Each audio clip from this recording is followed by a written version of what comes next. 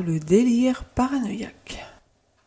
Paranoïa veut dire esprit, raison, posé à côté, et vient des termes grecs para et nos. Il s'agit d'un délire chronique systématisé qui ne peut être contredit. Il entre dans le cadre des psychoses chroniques non dissociatives, différent donc de la schizophrénie. L'âge de l'entrée dans le délire paranoïaque est plus tardif et se situe en moyenne entre 35 et 55 ans. Il peut exister des épisodes de rémission durant sa durée. L'existence d'une personnalité prémorbide de type paranoïaque, schizoïde ou évitante est souvent présente. Comme facteur de risque, on compte aussi des handicaps sensoriels et une appartenance à une classe socio-économique faible. Le sujet garde une apparente normalité, rendant le premier diagnostic difficile à établir. Il importe de définir donc le mécanisme qui régit le délire. Ici, les mécanismes les plus présents seront donc les interprétations, soit les explications erronées sur les faits réels, et les intuitions, l'idée fausse qui est considérée comme réelle et vraie. On retrouve facilement des thèmes de persécution qui peuvent amener le sujet à la dangerosité. En effet, celui-ci peut penser avec une forte conviction qu'une autre personne cherche à nuire à son entité physique, psychique, à ses biens, à son entourage et à sa réputation.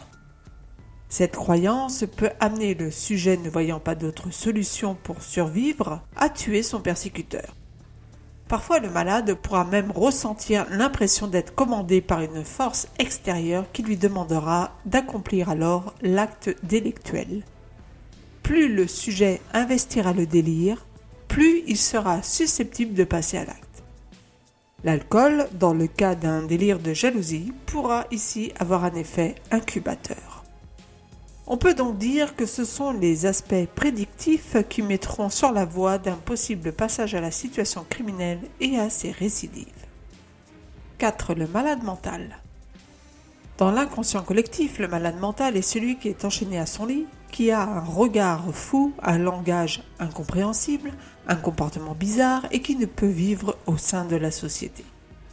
Le premier à avoir posé comme sujet le fou est Philippe Pinel, qui établira une première classification dans son traité médico-philosophique sur l'aliénation mentale.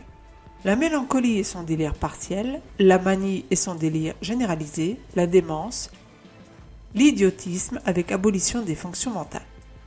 Aujourd'hui, de nombreuses personnes souffrant de pathologies mentales peuvent parfaitement vivre dans la société grâce à une prise en charge thérapeutique, au suivi médical, à la compréhension des symptômes et à leur traitement, et ce, une vie entière, sans développer d'autres troubles, voire même en guérissant.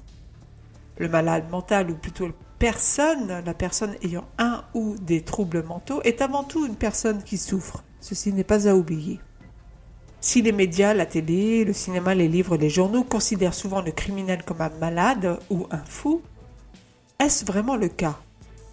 Et où se situe le comportement déviant par rapport à la norme mentale définie par la société ou la clinique?